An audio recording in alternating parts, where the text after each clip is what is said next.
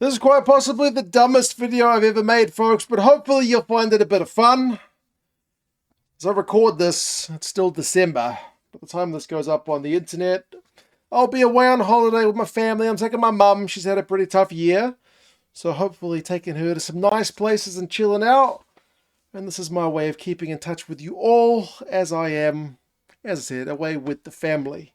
The M team is the topic of today's video. It may not be the dumbest video I've ever done because I did once a video where I made an entire team full of Smiths.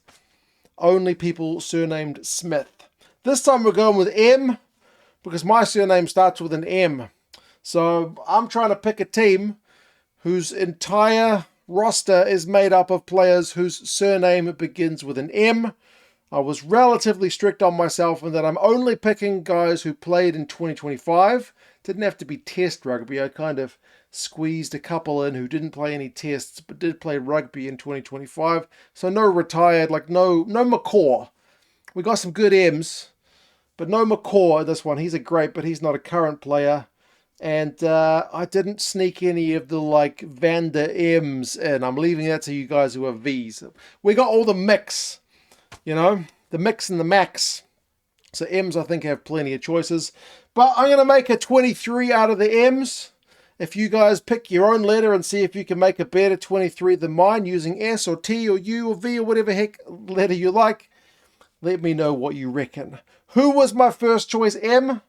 Well, it's the World Player of the Year. He belongs to us M's. He's a double M as well. Malcolm Marx. World Player of the Year in 25. Double M, just like me, Malcolm Marx. I've literally got the best player in the world currently on this team. So that's off to a pretty good start. And I've got a few guys who are arguably the best player on their team. At number 8, I'm going to chuck in the Pumas, Pablo Matera. Maybe their best player. Certainly deserving of nominations that he doesn't seem to get. He can play flank and he can play number 8. So yeah, I'm pretty happy with the first two choices. And then, is this guy Australia's best player? Probably Fraser McRae. What a hard tackling turnover machine he is. So we're off to a good start with the M's, and I feel like it only gets better, although we are lacking a little bit of height in this back row when I chuck Jack Morgan at number 6. He can play blindside just like Matera can play 8. Both of these guys would usually be on a different position in the flank, but hey, that is a very high tackling, high work rate, high skill back row. They may be lacking a little bit of height, I will give you that.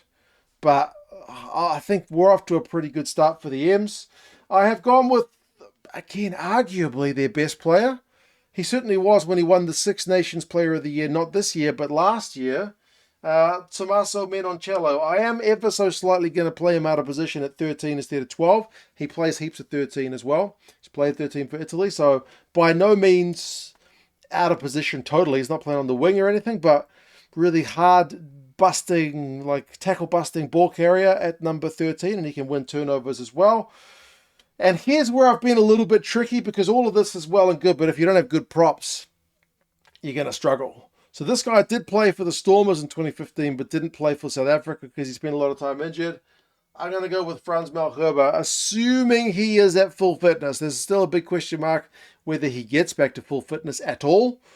But you guys know at full fitness, this guy is worth, I don't know how many points a game, 3, 5, or whatever at scrum time. The guy is a proper unit when fit. We'll see. We'll see. Fingers crossed he comes back to action. Another back, though. And maybe Argentina's other best player. I don't know. You could go with Mateo Carreras as well. He's been pretty good. But Juan Cruz Malia, it's a shame he got injured at the end of the year. But, geez, that guy is immense at fullback. He's got a big boot on him. He loves a ball carry. He loves an offload. He's got just a real all-round skill set, doesn't he? He plays on the wing, too. Can play in the midfield. Mr. Versatility, for some reason, doesn't get the plaudits. But with this team, which doesn't have all that much height in it yet, we are going to need a good game manager. That's where I'm going to chuck in England's Alex Mitchell.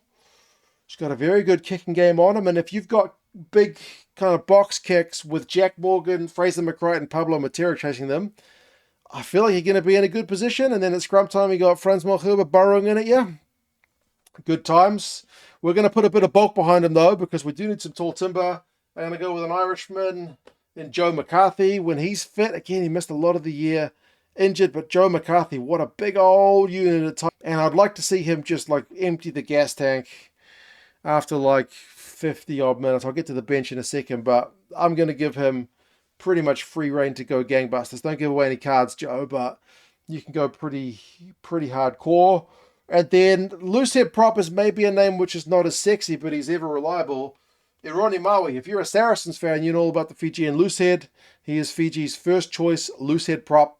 He plays in the Premiership. He's not gonna let the side down at loosehead props. I think it's a pretty good test front row with the current World Player of the Year, one of the best tie head props in the game that I've seen in my lifetime. And as I said, Fiji's first choice loosehead, Saracens, I think first choice loosehead. Pretty good thus far. I need some more Tor Timber though, so I'm going to chuck in Franco Mostert. There in the second row, really high work rate player, also wins a lot of lineup ball. We're going to need that with a slightly shorter back row, but Franco Mostert can give us a hand. And then the South African theme continues. Again, if you're going to chase high balls, you can chuck Canan Moodie on the right wing. He was chasing high balls for days for South Africa. He's quite a tall dude, got a lot of gas on him, so we're looking good so far.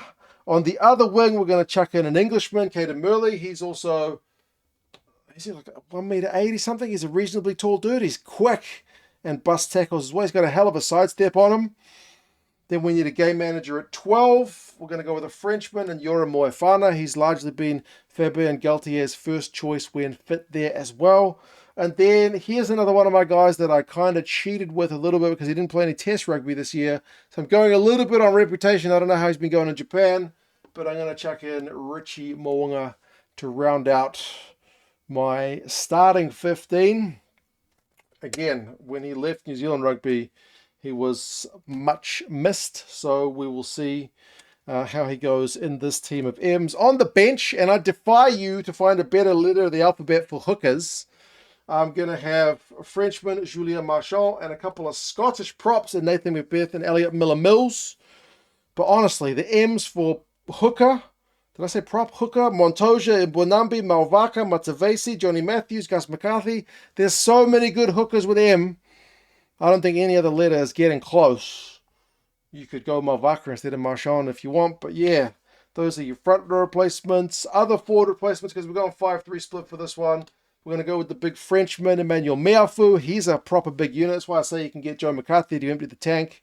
And then Theo McFarlane, another Saris guy, a Samoa player. He can cover blindside and lock as well. He's a really skilled guy in that department. Then 3 back replacements. I've gone all mix. I've gone McDermott from Australia. He specializes as a halfback who snipes from the bench. I have gone McDowell from Scotland. He can play 12 and 13. He's a really devastating ball carrier. And then I've gone Damian McKenzie, who can cover 10, who can cover fullback, could probably ever cover 9 in a pinch. But there you go, folks. That's the team of M's. Some of the other guys who missed out, Nkunu from South Africa could have been my loosehead. I could have gone with Molina in the second row, or George Martin in the second row as well. Moroni, the veteran, could have gone into the midfield. Ignacio Mendy from Argentina could have gone there. The French prop Malay could have gone in there as well. Yosepo Masi from Fiji didn't play that much this year, but could have been another option in the midfield. We do need a coach. So we're going to go John Mitchell, current World Coach of the Year. Pipped Rassi to that by coaching the England's women team to a World Cup year where they won every game. So yeah, I got World Player of the Year, I got Coach of the Year. That's my team of M's. Pick a letter of the alphabet and see if you can do that. Some letters will certainly be harder than others. As I said, I'll leave the V's to take the Van der Merwes, because I already got Mick. I relied a lot on the mix. Is that? Anyway, I'm going to go. That might be my dumbest video ever. I'm on holiday. I hope you guys are enjoying your New Year's break if you're having one, spending time with your family like I am currently doing. Be good, be safe. Thank you for being here. Take care, and I will talk to you guys again soon. See you later.